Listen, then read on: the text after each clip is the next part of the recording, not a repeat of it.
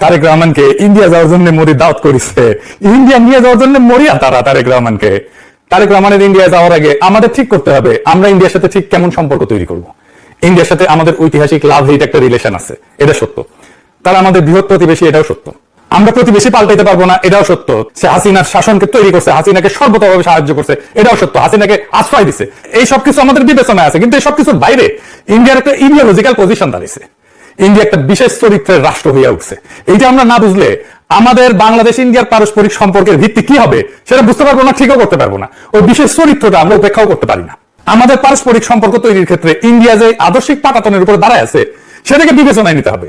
আর এটা আমরা না করলে আমরা আমাদের আত্মপরিচয়, আমাদের সিলসিলা, আমাদের আদর্শের সাথে গাদ্দারি করব। আসেন বুঝে দেখি ইন্ডিয়া সে আদর্শিক পাটাতন কি সেটা যে তৈরি করছে।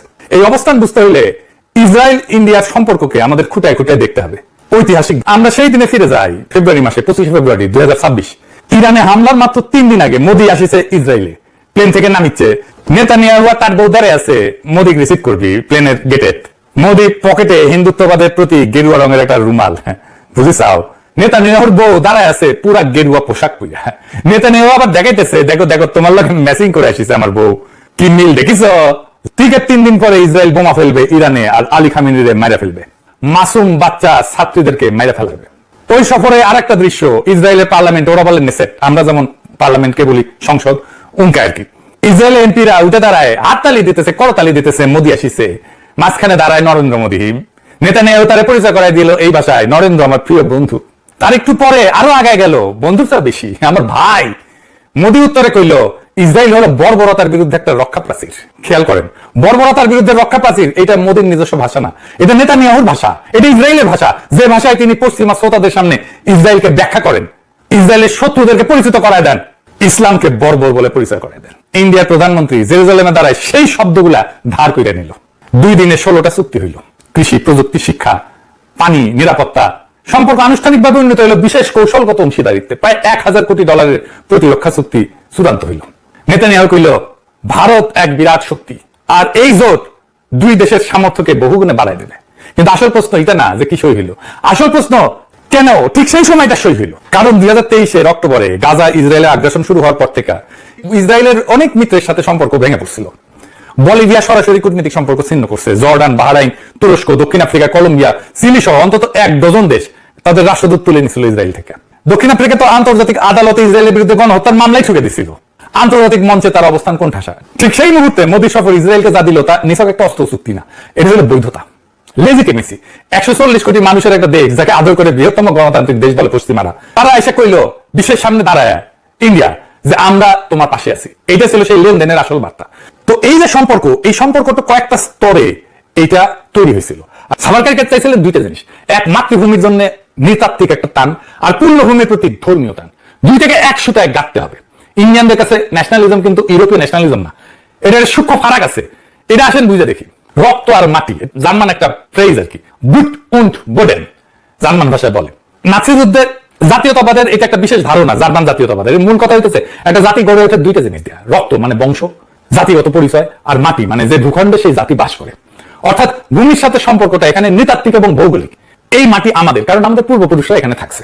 কিন্তু এই মাটি পবিত্র না, ধর্মীয় ভাবে পূজনীয় না, এটা নিছক জন্মভূমি, তীর্থভূমি না।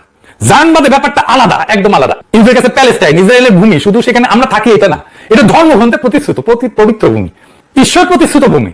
জেরুজালেম পবিত্র শহর, এইখানে যে ভূমির প্রতি টান সেটা একই সাথে জাতিগত, আমরা ইহুদি জাতি, এবং ধর্মীয়, এই মাটি ঈশ্বর প্রদত্ত পবিত্র।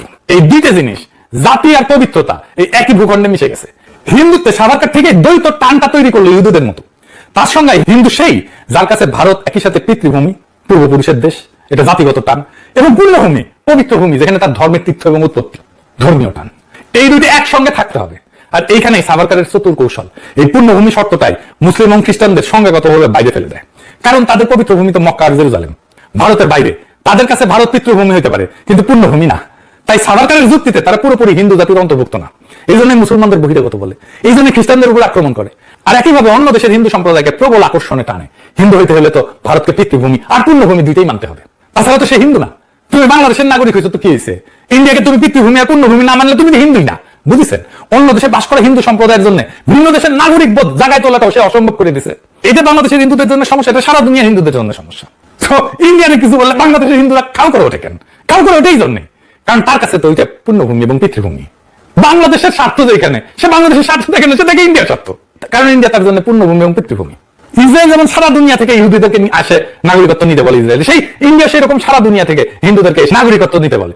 হিন্দুরা কোথাও অন্য কোনো দেশ থেকে বাংলাদেশ থেকে গেলে তাকে ঝট করে নাগরিকত্ব দিয়ে দেয় ইন্ডিয়া, ঠিক ইসরায়েলের মতো।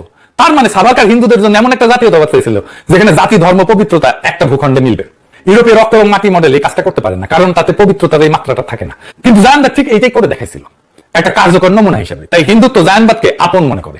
দুইটাই একই স্থাপত্যের, একই স্ট্রাকচার, জাতি, পবিত্র ভূগোল এবং একটা অভিন্ন শত্রু।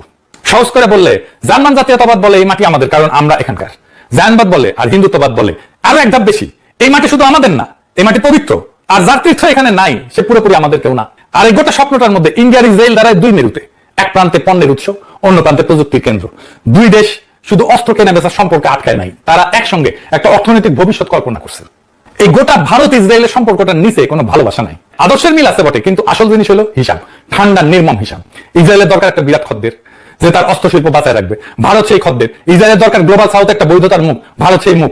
আর ভারতের দরকার এমন একটা অস্ত্র যোগানদার যে মানবাধিকার প্রশ্ন তুলবে না, কাশ্মীর নিয়ে চুলকাবে না। আর ইন্ডিয়ার দরকার একটা আদর্শিক কাঠামো, যেটা ইসরায়েল করে দেখাইছে, যেটা ইন্ডিয়া করতে চায়। ইসরায়েল ঠিক সেইটা। দুইটা রাষ্ট্র একই সাথে গড়া, দুইটাই নিজেকে সংজ্ঞায়িত করে একটা মুসলিম প্রতিবেশীর বিপরীতে একটা ন্যায্য রাষ্ট্র হিসেবে। দুইটাই ভূমি, রক্ত আর পবিত্রতা মিশায় জাতি বানায়। দুইটাই বিশ্বাস করে প্রতিশোধী নিরাপত্তা। আর তাই যখন ভারতের প্রধানমন্ত্রী জেরুজালেমে দাঁড়ায় ইসরায়েলকে বর্বরতার বিরুদ্ধে রক্ষা প্রাচীর বলেন, তখন সেটা নিছক কূটনৈতিক ভদ্রতা না, সেটা একটা স্বীকৃতি আমরা একই পথের যাত্রী। ইসরায়েলের আদর্শিক এশিয়ান ভার্সন ইন্ডিয়ার সাথে আমাদের স্বাভাবিক সম্পর্ক হতে পারে কি? ইন্ডিয়ার সাথে আমাদের কূটনৈতিক সম্পর্ক হবে কোন ভিত্তিতে? ইন্ডিয়া যাদেরকে বর্বর বলে, সেই বর্বরের প্রতিনিধি হয়ে তারেক রহমান যাইতেছে। ইন্ডিয়া তো আমাদেরকেও বর্বর বলে, বাংলাদেশকেও বর্বর বলে, কারণ বাংলাদেশ একটা মুসলমান প্রধান দেশ, সেই দেশের রাষ্ট্রপ্রধান তারেক রহমান তো যাইতেছে। তারেক রহমানকে সে বর্বর বলে। ইন্ডিয়া তো তার সবকিছু ডিফাইন করে ইসরায়েলের সাথে তার আদর্শিক সম্পর্কের ভিত্তিতে। আমেরিকা ইসরায়েলের বন্ধু, পৃথিবীর অনেক দেশ ইসরায়েলের বন্ধু, কিন্তু ইন্ডিয়ার মতো আদর্শিক বন্ধু কি? না। ইসরায়েলের একটাই আদর্শিক বন্ধু, তা হলো ইন্ডিয়া। ইন্ডিয়া ইসরায়েলের প্রতিচ্ছবি। এই ইন্ডিয়ার সাথে কেমন সম্পর্ক তারেক রহমান তৈরি করে, সেটার দিকে দেশবাসী লক্ষ্য রাখবে। আমরা বিশ্বাস করতে চাই আমাদের সাথে করা ইন্ডিয়ার ঐতিহাসিক জুলুম, হাসিনা শাসনকে বৈধতা দেওয়া, তাকে আখেরে ভারতে আশ্রয় দেওয়া আর ইসরায়েলের সাথে আদর্শিক নৈকট্য আমাদের পারস্পরিক সম্পর্ক গড়ার আগে মূল বিবেচ্য হবে।